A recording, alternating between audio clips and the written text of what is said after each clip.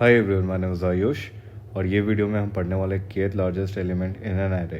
Okay, so देखते हैं problem में क्या कह रहा है। ये लीड कोड का मीडियम कैटेगरी का प्रॉब्लम है और काफ़ी इंटरेस्टिंग प्रॉब्लम है। और अगर ये प्रॉब्लम हम समझ गए तो जो हीप का जो स्टार्टिंग पॉइंट है वो हमें समझ में आ जाएगा और ये पता चल जाएगा कि हीप कैसे वर्क करता है। तो इसमें हम सब बात करेंगे, हीप समझेंगे, मीन हीप भी समझेंगे, मैक्स हीप भी समझेंगे। तो देखते हैं प्रॉब्लम में क्या कह रहा है।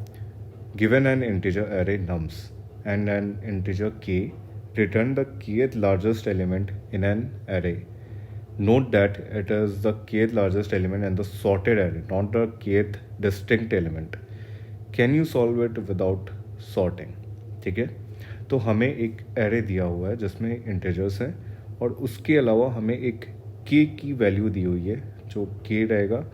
और फिर उसके बाद हमें क्या रिटर्न करना है, kth लार्जेस्ट एलिमेंट। मतलब अगर k की वैल्यू 2 है तो सेकेंड लार्जेस्ट एलिमेंट हम वो एरे का रिटर्न कर देंगे। अगर k की वैल्यू 3 है तो थर्ड लार्जेस्ट एलिमेंट वो एरे का हम रिटर्न कर देंगे। ठीक है, और नोट में क्या दिया हुआ है कि kth लार्जेस्ट एलिमेंट हमें रिटर्न करना है सॉर्टेड एरे का, not the kth distinct array और डिस्टिंक्ट एलिमेंट। ओके, और इसे हमें विदाउट सॉर्टिंग से सॉल्व करना है। मैं बताऊंगा कि सॉर्टिंग क्यों इस प्रॉब्लम को काफ़ी इजी बनाएगी, तो वो सब देखेंगे। पहले देखते हैं एग्जांपल में क्या कह रहा है। तो एग्जांपल में हमें कह रहे दिया हुआ है 3 2 1 5 6 4 का और के की वैल्यू हमारे पास 2 है। ठीक है, तो हमें इसमें सेकेंड लार्जेस्ट एलिमेंट रिटर्न करना है इस नम्स एरे में। तो जो फर्स्ट लार्जेस्ट एलिमेंट है वो क्या है पहले देखते हैं। तो इस एरे में हम देख पा रहे हैं कि 6 जो है वो लार्जेस्ट एलिमेंट है ना। 6 से बड़ा वैल्यू कोई नहीं है, सब 6 से छोटा ही है ना। 3 2 1 5 और 4 तो 6 से छोटा है, तो जो सबसे बड़ा वैल्यू है वो है 6। उसके बाद उससे छोटा वैल्यू कौन है, तो उससे छोटा वैल्यू है 5। तो 5 हो गया हमारा second largest element. First largest है 6 और 5 है सेकेंड लार्जेस्ट, और के की वैल्यू 2 है, यानी हमें सेकेंड लार्जेस्ट एलिमेंट रिटर्न करना है, तो वो हमने रिटर्न कर दिया। ठीक है, तो चलो इसे समझते हैं हमारे एग्जाम्पल से। तो मैंने एक एरे बना रखा है 3 2 1 5 6 का और के की वैल्यू मैंने रखी है 3। ठीक है, तो इसमें हमें रिटर्न करना है थर्ड लार्जेस्ट एलिमेंट। तो हम पहले देखते हैं कि फर्स्ट लार्जेस्ट एलिमेंट कौन सा है। तो जो फर्स्ट लार्जेस्ट एलिमेंट है वो है 6। 6 से बड़ा कोई भी नहीं है इस एरे में। और सेकेंड लार्जेस्ट कौन सा हो जाएगा, सेकेंड लार्जेस्ट है 5। और थर्ड लार्जेस्ट कौन सा हो जाएगा, बिकॉज 3 रहेगा, बिकॉज 5 और 6 हमने ऑलरेडी ले रखा है फर्स्ट और सेकेंड में, और 2 1 3 से छोटा है, तो थर्ड लार्जेस्ट हमारा 3 हो जाएगा। तो ये जो होगा वो आंसर होगा, बिकॉज के की वैल्यू 3 है तो थर्ड लार्जेस्ट हमें निकालना था। अब इसे देखते हैं कि हम सॉल्व कैसे करेंगे। तो जो पहला बेसिक अप्रोच हमारे दिमाग में आता है कि हम क्या करते हैं, ये जो भी एरे दे रखा होगा 3 2 1 5 6 को हम पहले तो सॉर्ट कर देते हैं। तो सॉर्ट करने से करेक्ट पोजीशंस हमें पता चल जाएगी और उस पोजीशंस के बेसिस पे हम क्या करेंगे, वो करेक्ट इंडेक्स निकालेंगे और उस पर जो भी एलिमेंट होगा वो रिटर्न कर देंगे। सिंपल है, कंफ्यूज मत होना, मैं बताता हूँ कैसे। पहले तो हमें ये बताना है कि इस एरे की साइज़ क्या दे रखी है। तो साइज़ को हम लेते हैं n, तो n 5 एलिमेंट्स है, टोटल 5 ही है ना। तो साइज़ है एरे की 5। ठीक है, अब ये पता है कि इंडेक्स अगर करेंगे, पहले इसको सॉर्ट करते हैं। तो वाई टी लेता हूँ, 1 2 3 5 6 सॉर्ट कर दिया। और इसकी इंडेक्सिंग भी कर लेते हैं ताकि अच्छे से समझ में आ जाए। और 0 1 2 3 4 इंडेक्सिंग हमेशा एरे का 0 से स्टार्ट होता है। तो जो भी लार्जेस्ट एलिमेंट अगर निकालना है तो n-1, बिकॉज 5 दिया हुआ है और लार्जेस्ट एलिमेंट क्या है, फोर्थ इंडेक्स पे खड़ा है ना। तो ये चीज़ तो समझ में आ गया कि लार्जेस्ट एलिमेंट हमेशा n-1 होगा, लार्जेस्ट होगा। n-2 क्या होगा, सेकेंड लार्जेस्ट होगा, राइट। और n-3 क्या होगा, थर्ड लार्जेस्ट होगा। तो इस चीज़ में तुम देख रहे हो जो भी तुम्हारा k दिया रहेगा, अगर तुम्हें first largest element find out करना है तो सिंपली क्या करो, n-1 कर दो। और सेकेंड लार्जेस्ट करना है तो n-2, और थर्ड लार्जेस्ट करना है तो n-3 and so on, right. तो ये चीज़ पता चल गई। तो हम क्या करेंगे, सिंपली रिटर्न कर देंगे। पहले तो हम सॉर्ट करेंगे। फर्स्ट स्टेप क्या रहेगा, सॉर्ट करने का, है ना। और सेकेंड स्टेप रहेगा रिटर्न करने का। रिटर्न क्या करना है, एरे ऑफ n-k, रिटर्न कर देंगे और यही हमारा आंसर हो जाएगा। लेकिन तुम देखोगे लास्ट लाइन में क्या लिखा है, इस प्रॉब्लम स्टेटमेंट के लास्ट लाइन में यही लिखा है ना कि can you solve it without sorting, मतलब तुम्हें इस प्रॉब्लम को विदाउट सॉर्टिंग सॉल्व करना है, बिकॉज सॉर्टिंग काफ़ी ईजी बना देता है। तो बिना सॉर्टिंग के इस प्रॉब्लम को कैसे सॉल्व करेंगे ये देखते हैं। तो बिना सॉर्टिंग के इसे हम हिप से सॉल्व कर सकते हैं। तो जो हिप है वो HIP वाला हिप नहीं है, वो है HEAP वाला हिप, ठीक है। तो इसमें कंफ्यूज बिल्कुल मत होना, बिकॉज हम बायो तो नहीं पढ़ रहे हैं, बायो तो हम नहीं पढ़ रहे हैं, हम क्या पढ़ रहे हैं, हम DSA पढ़ रहे हैं। तो DSA में जो ये हिप होता है बहुत कॉमन होता है, मतलब बहुत ज़्यादा इंपॉर्टेंट है। तो इस चीज़ में बिल्कुल मत कंफ्यूज होना और इसे याद रखना, हिप आपको बहुत ज़्यादा काम आने वाला है, ठीक है। तो देखते हैं ये काम कैसे करता है। तो हमारे पास दो हिप होते हैं, एक तो होता है मेन हिप और एक होता है मैक्स हिप, ठीक है। तो एक काम करते हैं, हिप बना लेते हैं पहले, ये कंटेनर हमारा हिप हो गया। और पहले देखते हैं मेन हिप कैसे काम करता है। तो मेन हिप जो होता है वो जो भी छोटा है, मेन मतलब क्या होता है, छोटा होता है ना, तो जो भी छोटा एलिमेंट होगा सबसे ऊपर होगा। और मैक्स हिप में क्या होगा, जो भी बड़ा एलिमेंट होगा वो सबसे ऊपर होगा। तो इस तरीके से तुम इसे याद रख सकते हो कि मेन में जो भी छोटा एलिमेंट आएगा वो सबसे ऊपर जाएगा, और जो मैक्स हिप में जो भी बड़ा एलिमेंट आएगा वो सबसे ऊपर जाएगा। तो हम क्या करते हैं, एक एक करके 3, 2, 1, 5, 6 को इस हिप में डालते हैं और देखते हैं कि पोजिशनिंग कैसे होती है, ठीक है। तो पहले हम मेन हिप का देखते हैं। ये मेन हिप है और इसमें हम सबसे पहले क्या करेंगे, 3 को डालेंगे, ठीक है। 3 को अगर इसमें हम डालेंगे तो क्या होगा, 3 सबसे नीचे जाएगा, बिकॉज इसके आगे पीछे कुछ भी नहीं है। फिर उसके बाद हम क्या करते हैं, 2 को डालते हैं इसके अंदर। 2 को अगर इस हिप में डालेंगे, मेन हिप में, तो मेन हिप में क्या होता है, छोटा एलिमेंट सबसे ऊपर जाता है ना। तो 3 से बड़ा 2 है या छोटा है, 3 से छोटा है ना, तो 2 चला जाएगा उसके ऊपर। फिर हम डालते हैं 1 को। 1 को अगर इस हिप में डालेंगे तो 1 सबसे छोटा है, 2 और 3 से भी छोटा है 1, तो वो चला जाएगा सबसे ऊपर, है ना। अब डालते हैं इसको 5 को। तो 5 1, 2, 3 से बड़ा है ना कि छोटा है, तो बड़ा जो होगा वो नीचे जाएगा, वो ऊपर में नहीं जाएगा, तो बड़ा आ जाएगा नीचे, है ना। फिर देखते हैं लास्ट में बचा 6 को डालेंगे तो 6 चला जाएगा सबसे नीचे, बिकॉज 6 सबसे बड़ा है। तो ये हो गई हमारी पोजीशनिंग मेन हिप की, मेन हिप की ये पोजीशनिंग हो गई। अब समझते हैं अगर मैक्स हिप होता तो इसका जस्ट ऑपोजिट होता, तो इसे दोबारा मुझे लिखने की ज़रूरत नहीं है। तो मैक्स हिप में कैसा रहता कि 6 सबसे ऊपर रहता, 5 उसके नीचे रहता, 3 उसके नीचे रहता, 2 उसके नीचे रहता, 1 सबसे नीचे रहता, ठीक। तो इस केस में हम मेन हिप यूज़ करेंगे। क्यों मेन हिप यूज़ करेंगे, कि कभी भी अगर ऐसा देता है कि find out largest element, find out second largest, kth largest, जैसे इस केस में दिया हुआ है, तो जब भी लार्जेस्ट टर्म यूज़ हो रहा है तो हमेशा समझ जाना कि मेन हिप लगने वाला है, ठीक है। और जब भी स्मॉलेस्ट टर्म यूज़ होगा, जैसे find out smallest element, find out second smallest, तो उस केस में हमेशा यूज़ होगा मैक्स हिप, ठीक है। तो ये चीज़ें याद रखना। अब देखते हैं कि मेन हिप क्यों यूज़ होगा, ठीक है। तो k की वैल्यू क्या दी हुई है, k की वैल्यू 3 है ना। तो k की वैल्यू 3 है और इस हिप की साइज़ क्या है, इस हिप की साइज़ हमने 5 ली हुई है, बिकॉज जो भी 5 एलिमेंट्स थे हमारे पास हमने सारे इसमें पुश कर दिया। तो इस हिप की साइज़ होगी 5, और ये कौन सा हिप है, मेन हिप है ना। तो मैं दिखाने वाला हूँ कि मेन हिप हम क्यों यूज़ करते हैं, यहाँ पे क्यों यूज़ करेंगे। तो अगर k की वैल्यू 3 है और इस मेन हिप की वैल्यू भी अगर हम रिड्यूस करके 3 कर दें तो क्या आ जाएगा, 1, 2 को अगर हटा दें तो जो टॉप वाला एलिमेंट होगा वो हमारा आंसर होगा, वही होगा ना आंसर। 3 हमारा इस केस में क्या आंसर आ रहा है, थर्ड लार्जेस्ट अगर फाइंड आउट करना है तो 3 हमारा आंसर है।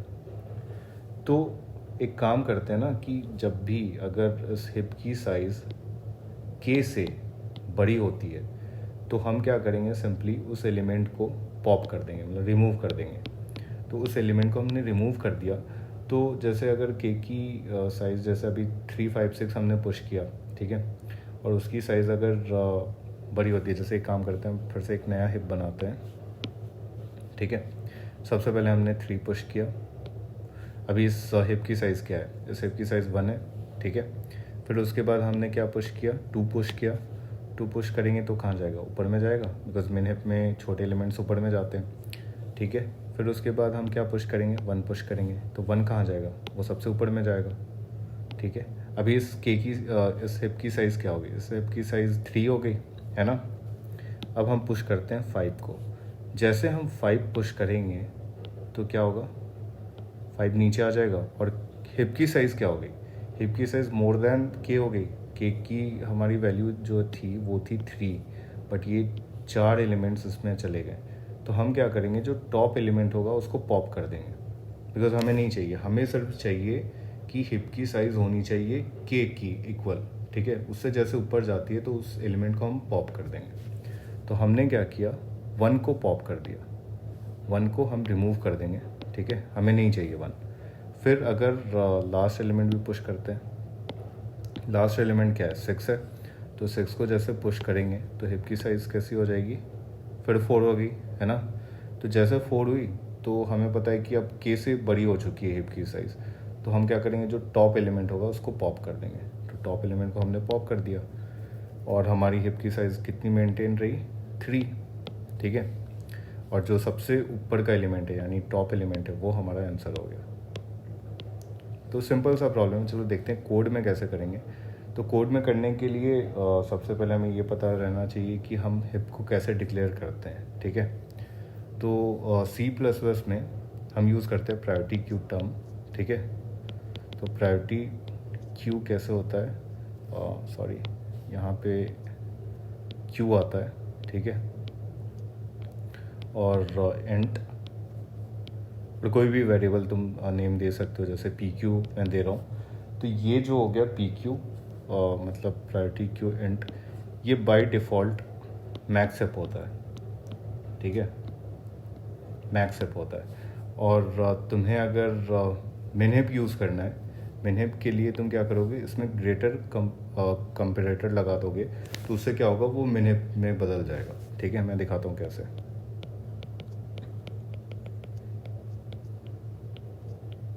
प्रायोरिटी क्यू लिखा, इंट लिखा, फिर एक बार वेक्टर इंट भी डाल देना, वेक्टर इंट डाले और बाद में ग्रेटर इंट का तुमने कंपैरेटर लगा दिया और कोई भी वेरिएबल का नाम दे देना, जैसे मैं यहाँ पे दे देता हूँ, इसमें भी दे देता हूँ पी क्यू, ठीक है। काफ़ी भद्दा दिख रहा है बट समझ जाना, ठीक है। तो ये जो सिंटैक्स है, तुम एक बार 2-3 बार अगर तुम इससे 2-3 प्रॉब्लम सॉल्व कर लोगे ना तो तुम्हें समझ में आ जाएगा। एक मिनहिप का प्रॉब्लम बना लेना और एक मैक्सएप का बना लेना, सॉरी मैक्सएप ये है, मैक्सएप का बना लेना और फिर उसके बाद मिनहिप का भी बना लेना। तो काफ़ी अगर तुम ऐसे प्रॉब्लम सॉल्व कर लोगे, जैसे मैंने उसमें तुम्हें kth largest element find out करने बताया, वैसे ही kth स्मॉलेस्ट का खुद से बना के देखना और थोड़ा पैटर्न भी समझना कि कैसे सॉल्व हो रहा है, ठीक है। तो तुम्हें समझ में आ जाएगा। और सिंटैक्स का कुछ नहीं है, 2-3 बार तुम करोगे तुम्हें हैबिट हो जाएगा कि क्या ही है, ये इतना बड़ा कुछ है नहीं, ठीक है। तो तुमने डिक्लेयर कर लिया, अब तुम क्या करोगे, तुम्हें आइट्रेट करना है। आइट्रेट कैसे करना है, सबसे पहले तुम्हें 3 पुश करना होगा, फिर 2 पुश करना होगा, 1 पुश करना होगा, 5 पुश करना होगा, एट लास्ट 6 पुश करना होगा। और तुम्हें मेंटेन करना है कि के से बड़ी उसकी साइज़ नहीं होनी चाहिए, हिप की साइज़ के से बड़ी नहीं होनी चाहिए, ठीक है। तो इस केस में तुम क्या यूज़ कर रहे हो, मिनहिप यूज़ कर रहे हो ना, तो मिनहिप यूज़ कर रहे हो तो ये जो है इसे डिलीट कर दो, मतलब मैक्सएप नहीं चाहिए, ये मिनहिप है, ठीक है। तो तुमने मिनहिप क्या किया, डिक्लेयर किया और फिर उसके बाद क्या किए, फॉर लूप चलाए। तो तुम फॉर लूप चलाने के लिए एक और तरीका होता है फॉर लूप चलाने का। एक तो ये होता है कि इंट डिक्लेयर करो, फिर i इक्वल्स टू 0 करो, i लेस देन जो भी साइज़ दिया रहेगा एरे का वो डालो और फिर इंक्रीमेंट करते रहो, ठीक है। ये एक फॉर लूप चलाने का तरीका होता है। और एक और तरीका मैं बताता हूँ इसमें, जो काफ़ी शॉर्टकट है और कोड में भी मैंने यूज़ किया, इसलिए मैं बता रहा हूँ। फॉर डालो, ठीक है, सिंटेक्स तुम समझ जाना, ऑटो आइट्रेटर का नाम डालो और सिंपली तुम कहाँ से ले रहे हो ये आइट्रेटर, ये जो भी तुम्हारा एरे रहेगा, ठीक है। और ये एक फॉर लूप डिफाइन करने का तरीका है, मतलब तुम डायरेक्टली एक्सेस कर सकते हो, तो पहले एलिमेंट एक्सेस कर सकते हो एरे के, ठीक है। तो मैंने ये डिक्लेयर कर लिया। अभी मैं क्या करता हूँ, सिंपली पुश करता हूँ, पी क्यू में पुश करते जाऊँगा, ठीक है। तो पी क्यू हमारा मिनहिप है, उसमें मैंने पुश कर दिया, क्या पुश किया, आई टी, ठीक है। और उसके बाद क्या करूँगा, उसके बाद मैं चेक करूँगा कि अगर जो पी क्यू की साइज़ है वो बड़ी होती है, किससे बड़ी होती है, के से बड़ी होती है, तो मैं सिंपली पॉप कर दूंगा। मेरे को नहीं चाहिए, मेरे को के जितना ही मेंटेन करना है, के इक्वल रखना है अपनी हिप की साइज़, तो मैं सिंपली पॉप कर दिया, ठीक है।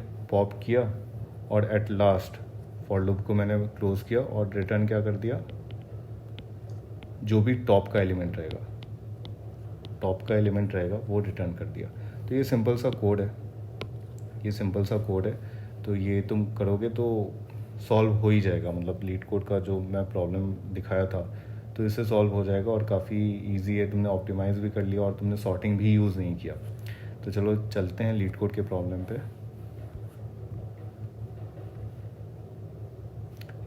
तो देख रहे हो कोड वैसे ही है, सिंपल। मैंने पहले डिफ़ाइन करा, मिनहिप डिफ़ाइन करा, priority queue int, vector int, greater int का कंपैरेटर लगाया और पी क्यू नाम से मैंने उसे मिनहिप को डिफ़ाइन कर लिया। फिर मैंने फॉर लूप यूज़ किया, जो सिंपल तुम अपना फॉर लूप भी यूज़ कर सकते हो, जो तुम यूज़ करते हो, इंट आई इक्वल्स टू 0 वाला।